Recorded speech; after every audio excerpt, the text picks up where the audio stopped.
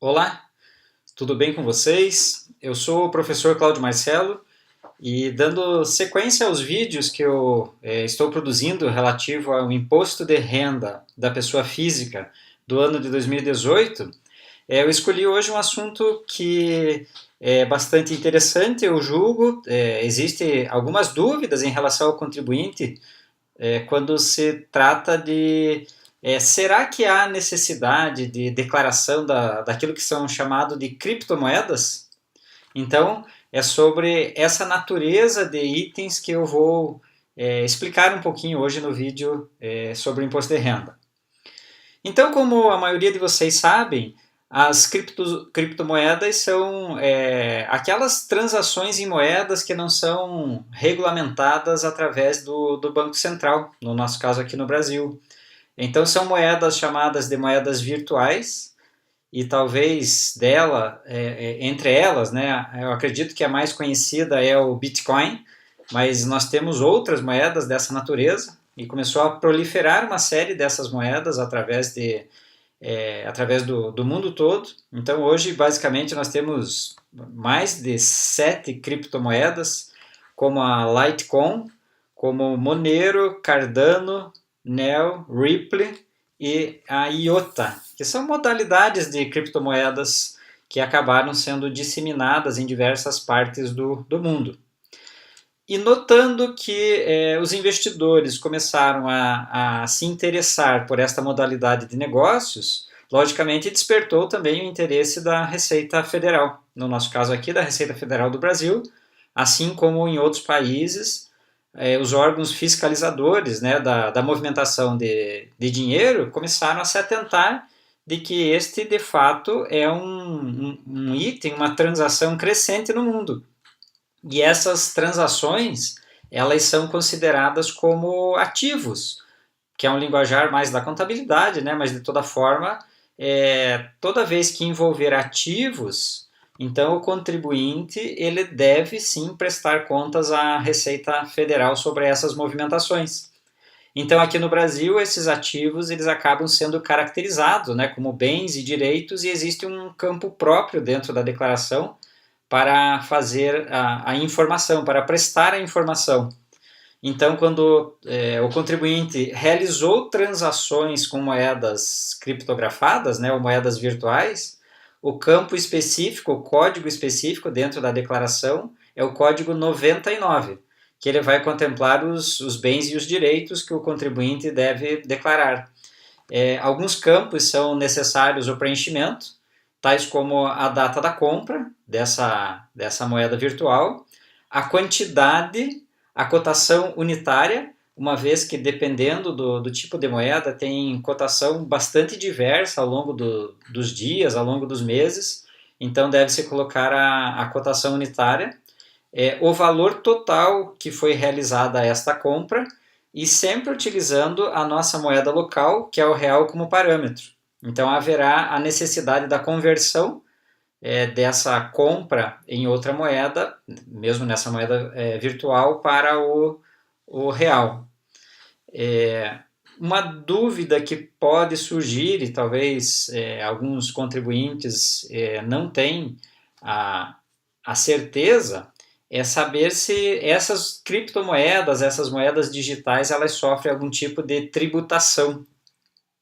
Então, na verdade, a Receita Federal do nosso país, ela também já regulamentou a respeito de como que deve ser a tributação no que é chamado de ganho de capital dessas moedas.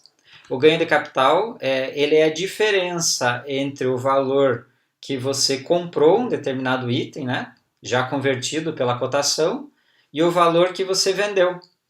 Por exemplo, se comprou uma quantidade de moedas e pagou, vamos supor que tenha pago 100 mil reais, e vendeu posteriormente essa moeda, houve uma transação e vendeu por 150 mil reais. Então eu paguei 100, agora eu tenho 150, o ganho de capital é justamente 50 mil reais, que é a diferença entre o valor da venda e o valor de compra.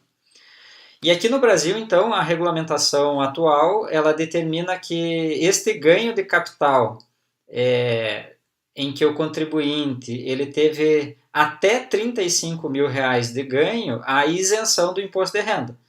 Né? Muito embora deva ser informado na declaração do imposto de renda, não há uma tributação sobre este valor, né, do ganho de capital. Passando de R$ 35.000, esse ganho de capital já começa o que a gente chama de uma tabela progressiva. Então, quanto maior for o ganho de capital, maior será a tributação. Então, hoje, os percentuais estão da seguinte maneira. Quando o ganho for de até R$ 5 milhões, a tributação sobre este ganho será de 15%, a tributação do imposto de renda.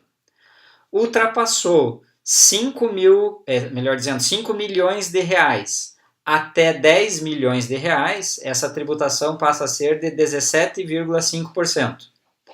Ao ultrapassar 10 milhões de reais até 30 milhões de reais, a tributação vai para 20%, e naquele ganho de capital que ultrapassar os 30 milhões de reais, a tributação será de 22,5%.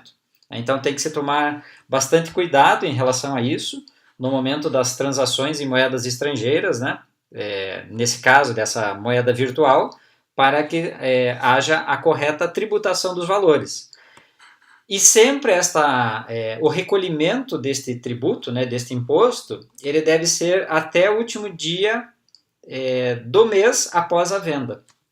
Então, isso é uma obrigação que cada um de nós temos, né, como contribuintes, na medida em que nós realizamos transações em moeda, qualquer moeda estrangeira, né, e nesse caso, por ser uma moeda criptografada, uma moeda digital, acabou também sendo basicamente a mesma regra, a necessidade dessa tributação no momento da realização, que é a venda da moeda.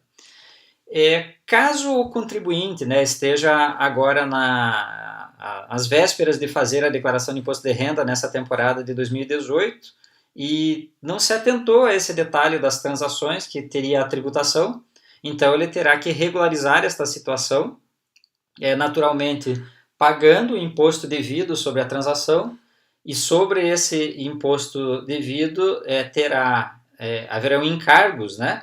Principalmente em relação à multa e correção. A correção é por uma taxa chamada de taxa Selic, que acaba sendo necessária, né, aplicar sobre o valor do imposto devido.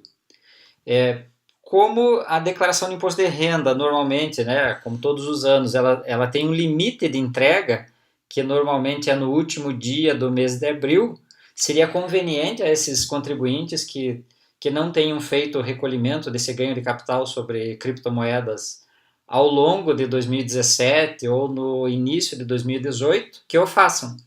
Então, antes de entregar a declaração de imposto de renda desta temporada de 2018, devem fazer a apuração do imposto, o cálculo com multa, com a taxa Selic e o recolhimento. Para ajudar um pouquinho a vida dos contribuintes, a Receita Federal tem alguns programas. E especificamente sobre o ganho de capital, também há um programa no site da Receita Federal, onde eu aconselharia o contribuinte a baixar. A sigla é GCAP, que é um programa de apuração de ganho de capital, né? Esse G é de ganho e o CAP é de capital.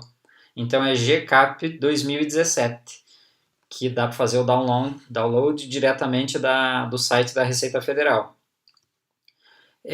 Para aquelas operações em que aconteceu prejuízo na venda de moedas criptografadas, naturalmente não haverá o imposto de renda, todavia deverá ser informada também na declaração. Então, se o contribuinte já vinha informando que possuía um estoque de criptomoedas convertido para reais, no momento em que ele faz a venda dessas moedas, né, uma transação dessas moedas, mesmo com prejuízo, deve informar também no momento da declaração de imposto de renda. E não só a venda, como transações, né? Hoje em dia, como essas moedas algumas vezes são aceitas em negócios, né, como parte do pagamento de negócios, então deve-se informar também na declaração de imposto de renda essas transações. Com quem que houve a transação, né, seja CPF, CNPJ, quem que foi a pessoa afinal de contas, que acabou recebendo essas criptomoedas e que participou na transação uma parte do pagamento nesta modalidade. Tá ok? Então o vídeo de hoje tratou sobre essa não é bem uma novidade, mas enfim, é algo que para alguns contribuintes que nunca fizeram, né, transações em moedas virtuais e que pode ser que os seus clientes venham a fazer, a maneira correta de informar perante a Receita Federal é a que eu expus neste vídeo. Espero que tenha sido útil para muitos de vocês. Por favor, se gostarem do vídeo, deem um like lá no meu canal no YouTube, Professor Cláudio Marcelo, onde eu trato de assuntos relacionados à contabilidade, a empreendedorismo, a imposto de renda e a finanças, com o objetivo de procurar democratizar um pouquinho mais assuntos aparentemente complexos para o maior número de pessoas. Muito obrigado a todos, nos vemos no nosso próximo vídeo.